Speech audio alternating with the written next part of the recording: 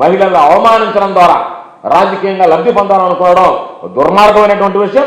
ఇది ఒక పార్టీని అవమానించడం కాదు, ఇది కేవలం ప్రతి కుటుంబాన్ని అవమానించడం, ప్రతి మహిళ ఆత్మగౌరవం మీద మీరు దెబ్బతీయడం, ఆత్మగౌరవాన్ని దెబ్బతీయడం అనేటువంటి విషయాన్ని మీరు ఒక్కసారి గుర్తు చేసుకుంటే మంచిది. మీది పత్రికలుగా భావించడం లేదు, అవి దళారీ కరపత్రాలుగా చంద్రబాబు నాయుడు చేతిలో ఉన్నటువంటి చెట్ల దండకాలుగా మారిపోయాయి తప్ప ఇవి పత్రికలు, వీటికి ఒక విశిష్టమైనటువంటి స్థానం ఉంది కాబట్టి వీటిని మనం గౌరవించాలనేటువంటి కాదు. మీరు ఒకటే గుర్తుపెట్టుకోండి, మీరు ఎవరైతే మహిళల గురించి కించపరిచే విధంగా వ్యాఖ్యలు చేస్తున్నారో, ఎంత పెద్దవాళ్ళైనా సరే మీరు అనుకుంటున్నారో మేము చాలా పెద్దవాళ్ళము, చట్టానికి అంతా అతీతం అని చెప్పి ప్రజలు క్షమించాలనేటువంటి విషయాన్ని గుర్తుపెట్టుకోండి.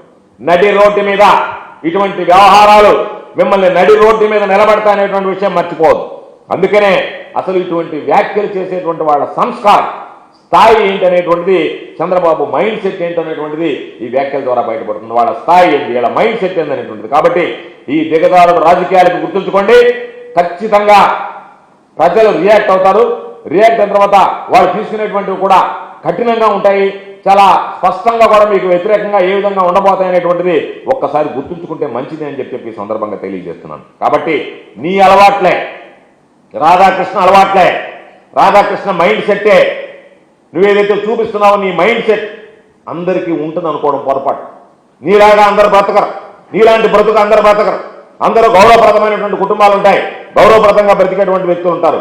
కాబట్టి నీ ఎదుగుల దగ్గర నుంచి అనైతికాలు, అవినీతి, అరాచకాలు తప్ప ఎక్కడున్న సంస్కారం అనేటువంటి కానీ, సంస్కారం అనేటువంటి జీవితం కానీ అర్థం చెప్పలేనటువంటి వ్యక్తివి నీ జీవితంలో వెతికి చూసినా సరే చీకటి కోణాలు తప్ప ఎక్కడ టార్చరేట్ వెతికి చూసినా సరే నీతి జాతి అనేటువంటిది కనిపించినటువంటి వాడివి. కాబట్టి నువ్వు నీ మీడియా రేపటి నుంచి మా మీద రకరకాలైనటువంటి కథలు రాసుకోవచ్చు. నువ్వు రాసేటువంటి కథలు మరలా చెప్తున్నా, నువ్వు ఎన్ని కథలు రాసుకున్నా, నువ్వు ఇన్ని రకాలైనటువంటివి మాట్లాడినా, మీరు ఏ విధంగా దారుణమైనటువంటి భాష మాట్లాడినా మా పిక్క మీద వెంట్రుక కూడా, రాధాకృష్ణ మా పిక్క మీద వెంట్రుక కూడా పెరకాలేవనేటువంటి విషయాన్ని గుర్తుంచుకో. నీ పత్రికలో రాసినంత మాత్రాన ఈ రోజు నీ పత్రికని నీ సొంత పార్టీ వాళ్ళు చీకొట్టేటువంటి పరిస్థితి ఏర్పడింది.